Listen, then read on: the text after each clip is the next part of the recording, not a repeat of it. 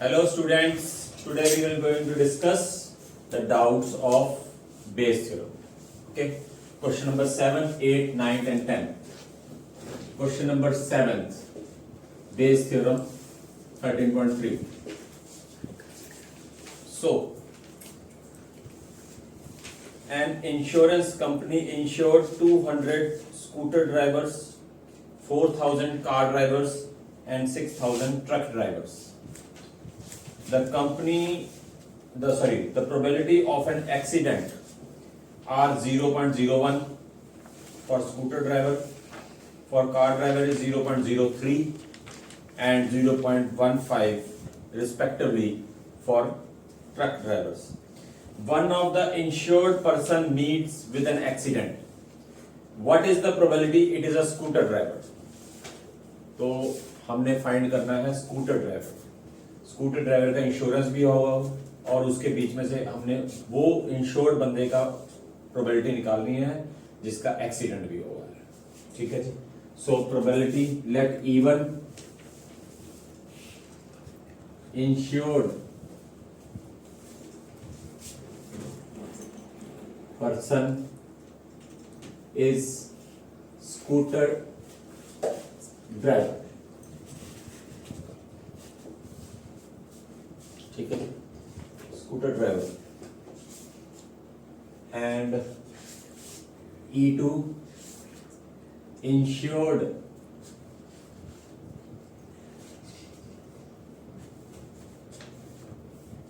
Person is car driver.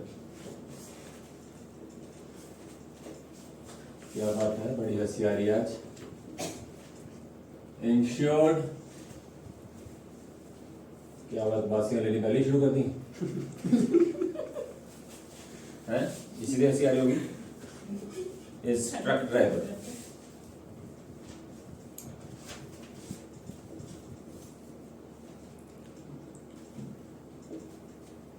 A, one of the insured person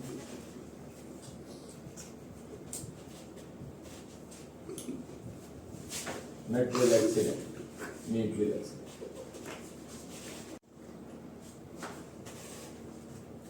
So E1 is the insured person, scooter driver होना चाहिए था, and E2 is the insured person, it is a car driver. Insured person is a truck driver. One of the insured person meet with accident. So क्या है probability of E1. अब E1 कैसे निकालेंगे? Total scooter driver कितने हैं total scooter driver 2000 और total कितने driver जिनके इंश्योरेंस हुआ है 2000 plus 4000 plus 6000 and this comes out to be 2000 upon 12,000. Total cases probability निकालनी है ना. तो इंश्योरेंस स्कूटर ड्राइवर वाले कितने पर्सन का हुआ है 2000 का और टोटल पर्सन कितने हैं जिन्होंने इंश्योरेंस कराया है. Favourable case upon total case, simple concept है. तो चलिए आगे. E2 probability of insurance of the car driver 4000 and again ये मुझे बताने की जरूरत नहीं है, अब 12,000 आ जाएगा और ये कट गया 4/12. And now probability of E3 truck driver 6,000 divide by 12,000 and this comes out to be 6/12. तो हम इसको आगे पहले भी बता चुके हैं कि ये कैलकुलेशन, इसीलिए हम इसको फर्दर नहीं इवेल्युएट करते क्योंकि हमारे आगे जाके ये कैलकुलेशन में बहुत हेल्प करेगा. Probability of A upon E1 insurance scooter driver का एक्सीडेंट होने की प्रोबेबिलिटी 0.01 है. 0.01 means 1/100. Probability of car driver meets with an accident is 0.03. So 0.03 means 3/100 and for truck driver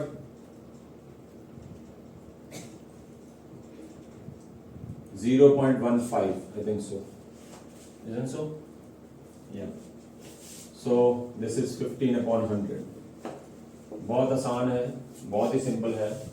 हमने क्या निकालना है, it is a scooter driver. तो scooter driver means E1 के बारे में निकालना है हमने, और probability of E1/A। E1/A means probability of E1, probability of A/E1। ये हमने पिछले 2 दिनों से यही कर रहे हैं formula. A/E1 plus probability of E2, probability of A/E2 plus probability of E3 A/E3। So this comes out to be 2/12 into 1/100, 2/12 into 1/100 plus 4/12 into 3/100 and 6/12 into 15/100। सो बेटा हमें नजर आ रहा है कि 1200 न्यूमरेटर में भी एलसीएम आ जाएगा और डिनोमिनेटर में भी 1200 एलसीएम आ जाएगा। वो दोनों कट जाएंगे और अपना आंसर हमारे सामने 1202 and this comes out with 2 + 12 2 + 12 + 90 upon 1200 and this comes out to be 2/104 and I think so 1/52। बात समझ में आती है? हाँ जी, इज दैट क्लियर? सो बेटा फिर से दोबारा देख लो। Insured person, scooter driver, car driver and truck drivers, और एक पर्सन जो meet with an accident, A मान लिया हमने। अब इनकी प्रोबेबिलिटी निकालने का प्रोसेस वही है, 2000/2000, 4000, 6000, favourable case upon total cases. Okay, again process is the same. ये हमें क्वेश्चन में दिया ही हुआ है, तो हमने क्वेश्चन को आसान बनाना है। अगर डेसिमल में करना है डेसिमल में कर लो, पर उसमें आपकी कैलकुलेशन लंबी हो जाएगी, तो इसको फ्रैक्शंस में चेंज करिए। इस हिसाब से करिए कि सबका डिनोमिनेटर सेम आ जाए, ठीक है जी। और उसके बाद हमने उस पर्सन की प्रोबेबिलिटी निकालनी है जो कि स्कूटर ड्राइवर है और मीट विद एन एक्सीडेंट। तो scooter driver upon total cases is answer. Okay, 1/52 answer है। हाँ जी बोलो। क्वेश्चन नंबर 8 सेम है। Question number 8 is same as that of question number 3। Question number 8 and question number 3 are the same. Factory has the 2 machines A and B। 2 machines है factory में, A and B। Okay, past record shows that the machine A produces 60% of items of output.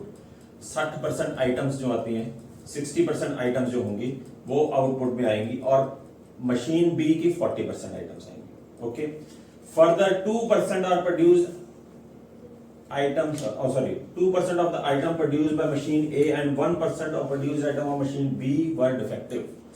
ये उसने बता दिया है हमें कि जो डिफेक्टिव आइटम्स ये प्रोड्यूस करते हैं। तो इवन क्या हो जाएगा, सोचने की जरूरत नहीं है।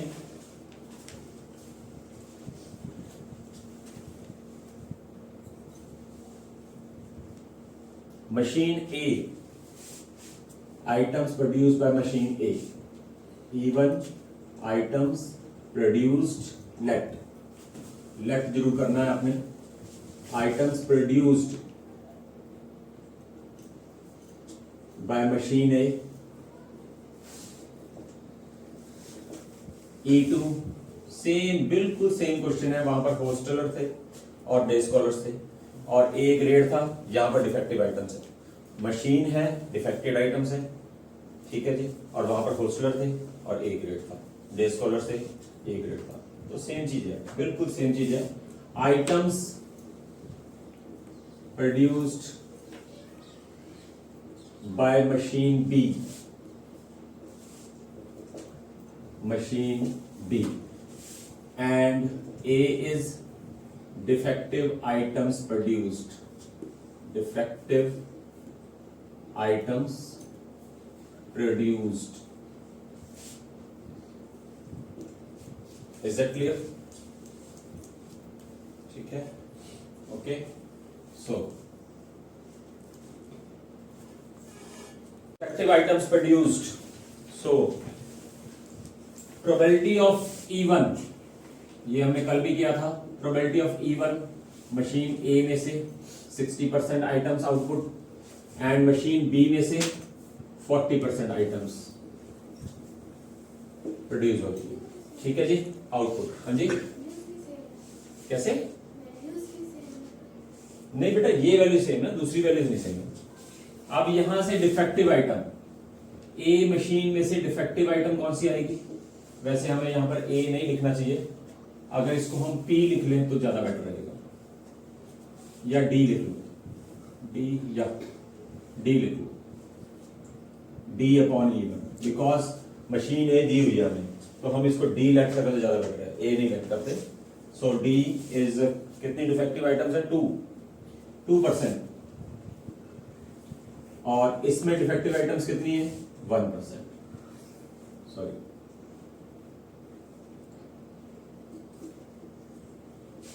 अब क्या है?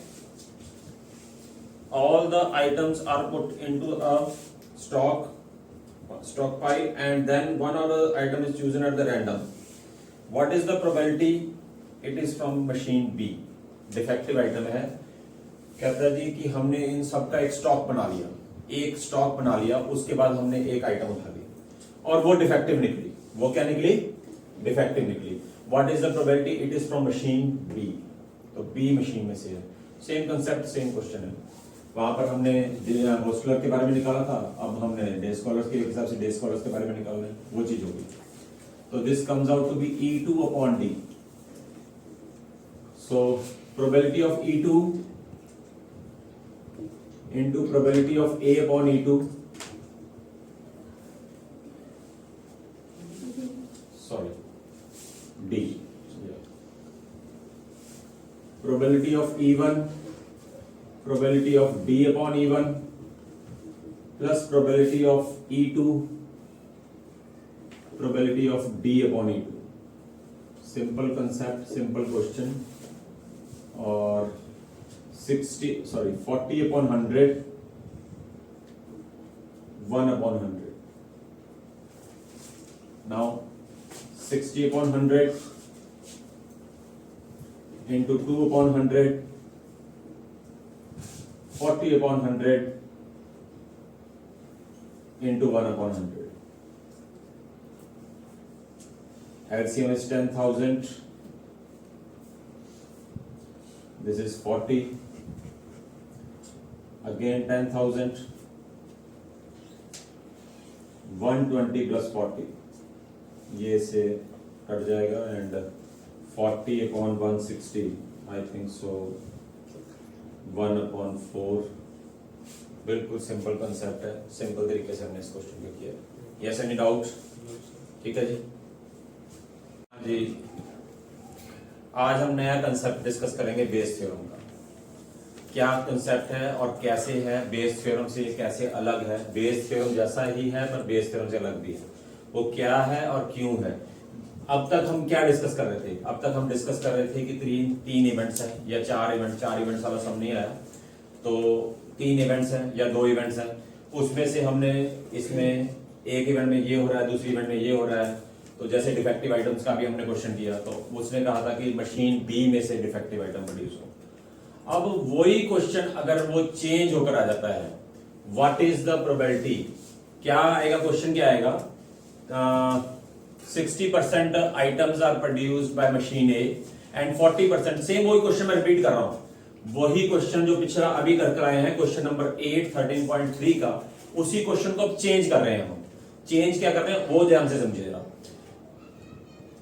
60% items are produced by machine A and 40% items are produced by machine B, and 2% items are defective from machine A produced and 1% items are defective from produced from machine B.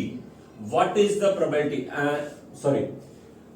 And all the items are mixed thoroughly and one item is picked up.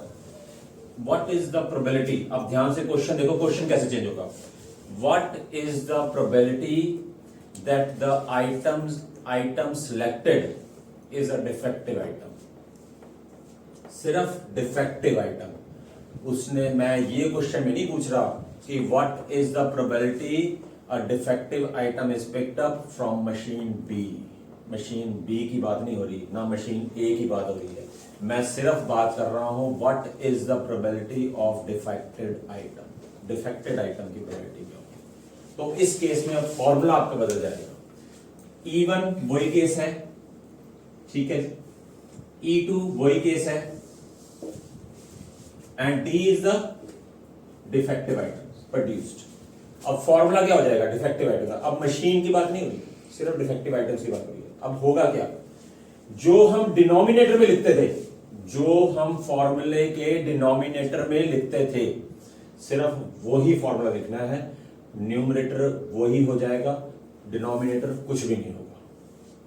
जैसे we have to find the probability of defective items, क्या हो जाएगा, E1 into D upon E1 plus probability of E2 probability of D upon E2। हमें, हाँ जी, यही numerator है, यही numerator है, डिनोमिनेटर में कुछ नहीं आएगा। समझ आ गई, क्योंकि मुझे ये कहा गया है कि what is the probability of defective items, ठीक है जी, मशीन ए में से है या मशीन बी में से, उससे मुझे कोई मतलब नहीं है। इसी तरह से हमें एग्जांपल नंबर 15 अब आएंगे, हम उसको डिस्कस करेंगे। एग्जांपल नंबर 15 में क्या है, a person has undertaken a construction job.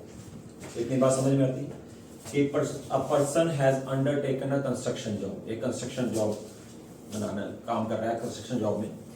Probability is 0.65, ध्यान से सुनिए, the probabilities are 0.65 that there will be a strike. Construction job हो रही है, ठीक है जी, स्ट्राइक होने की प्रोबेबिलिटी क्या होगी, स्ट्राइक में मतलब हड़ताल होना, तो स्ट्राइक होने की प्रोबेबिलिटी क्या है, 0.65 है, ठीक है जी। आगे क्या है, उसने will be strike and 0.80 the construction job will be completed on time, construction job will be completed on time if there is no strike. अगर स्ट्राइक नहीं होती और काम कंप्लीट हो जाए टाइम पे, construction job is completed on time, मतलब पूरे टाइम पे कंप्लीट होना चाहिए। जैसे मैंने किसी को काम दे दिया, इसको रेनोवेट करने का लगा दे, हम इस कमरे को रेनोवेट करने का कह दिया, उसने कहा जी 1 से 2 हफ्ते मैक्सिमम लगेंगे, ठीक है जी, 2 हफ्ते लगेंगे। अब वो अपने वर्कर लेकर आए, ना लेकर आए, कुछ भी हो कुछ भी ना हो, मुझे अपना काम कंप्लीट चाहिए। स्ट्राइक उसके वर्कर्स करें ना करें, मुझे, मेरी सिरदर्दी नहीं है, वो उसकी सिरदर्दी है कि उसने अपने वर्कर्स को कैसे सेटिस्फाई करना है, मैंने सिर्फ पैसे पकड़ाने हैं। तो मुझे क्या है कि वो उसके स्ट्राइक कर रहे हैं या नहीं कर रहे हैं। अब अगर वो कहते स्ट्राइक नहीं होती और काम टाइम पे कंप्लीट हो जाएगा, तो काम कब कैसे टाइम पे कंप्लीट होगा, 0.80, एंड अगर 0.32 if the construction job is completed on time when there is a strike. अगर स्ट्राइक होती है फिर भी काम कंप्लीट हो जाए टाइम पे, उसकी प्रोबेबिलिटी 0.32 है। समझ आई बात कि नहीं। 0.65 है स्ट्राइक होने का चांस, 0.80 है अगर स्ट्राइक नहीं होती, काम जो होगा टाइम पे कंप्लीट हो जाएगा, एंड 0.32 काम फिर भी जो है टाइम पे ही कंप्लीट होगा अगर वहां पर स्ट्राइक होती है, पहले नहीं होगी और यहां पर होगी। और लास्ट में ये क्वेश्चन क्या पूछ रहा है, determine the probability that construction job is completed on time. Construction job is completed on time मतलब स्ट्राइक हो रही है या नहीं हो रही, मुझे इस बात से कोई मतलब नहीं, मुझे कोई फर्क नहीं पड़ता, मेरे को काम कंप्लीट चाहिए, टाइम पे चाहिए, ठीक है जी, ओके। तो E1 क्या हो जाएगा, E1, let E1 be the event, there will be a strike, there will be a strike हो जाती है, ओके, कोई बात नहीं। E2 there is no strike, सही बात है। And A construction job is completed on time, construction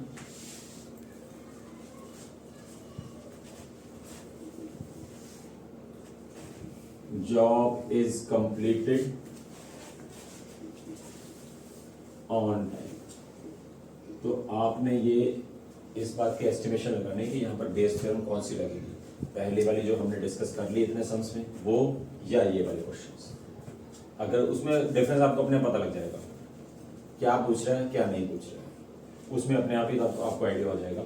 जैसे कि आपको नींद आ रही है बहुत ज्यादा, तैयारी में थे बेटा, अभी थोड़ी देर पहले अभी तैयारी में थी, मैंने देख लिया था आपकी आंख से पता लग गई, कोई बात नहीं, हो जाता है। जैसे कि हम हॉस्टल वाला क्वेश्चन ही ले लें, 60% are hosteller, 40% are day scholars, okay. 30% hostelers scoring a grade A and 20% day scholars scoring a grade A. A student is selected at the random. What is the probability he scored grade A? He is hostler और he is a day scholar, मुझे कोई फर्क नहीं पड़ता। एक student को मैंने select किया, वो A ग्रेड ही आना चाहिए, वो कौन सी क्या प्रोबेबिलिटी होगी। तो सेम कंसेप्ट, ओके। तो क्या है प्रोबेबिलिटी, बिल्कुल सही है। And probability of E2, there is no strike, वो तो दी नहीं प्रोबेबिलिटी, नाइस। 1 माइनस 0.65, स्ट्राइक होने की प्रोबेबिलिटी 0.65 है, तो स्ट्राइक होना और ना होना दोनों का जोड़ प्रोबेबिलिटी 1 होगा। ये हमने पहले भी डिस्कस कर लिया था इंट्रोडक्शन चैप्टर में।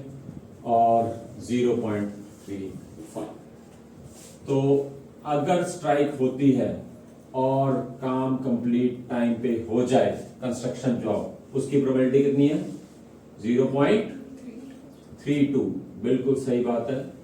और अगर स्ट्राइक नहीं होती तो काम फिर भी टाइम पे कंप्लीट हो, उसकी प्रोबेबिलिटी है 0.80। What is the probability the work is completed on time? तो on time probability of A, that is probability of E1, A upon E1, probability of E2, probability of A upon E2. So 0.65 into 0.32 plus 0.35 into 0.80. So this comes out to be 160, 16 and 208. Decimal यहीं लग जाएगा। और 3500 and 35 I think so 280। मेरे हिसाब से बात समझ में आती है। और ये आ गया 488, 0.488। समझ आई बात? नया कंसेप्ट, बिल्कुल नया कंसेप्ट है बेस थ्योरम का। इसमें वो पर्टिकुलर स्पेसिफिक चीज नहीं पूछेगा कि ऐसे हो या ऐसे हो। हमने सिर्फ जैसे अब फर्स्ट एग्जांपल हमने की थी, पहले बॉक्स में 5 red ball, 3 red balls, 4 black balls. Second bag में कितने थी? 5 red ball, 6 black balls. A ball is drawn at the random, ठीक है जी। What is the probability it is a red ball? तो बात वही पर सेम चीज, रेड बॉल निकालनी है। कौन से बैग में से निकालनी है मुझे बताओ। तो पहले मैंने बैग सेलेक्ट करने हैं, देन रेड बॉल निकालनी है, फिर बैग सेलेक्ट करना है, फिर रेड बॉल। समझ आ गई बात? Exactly, okay.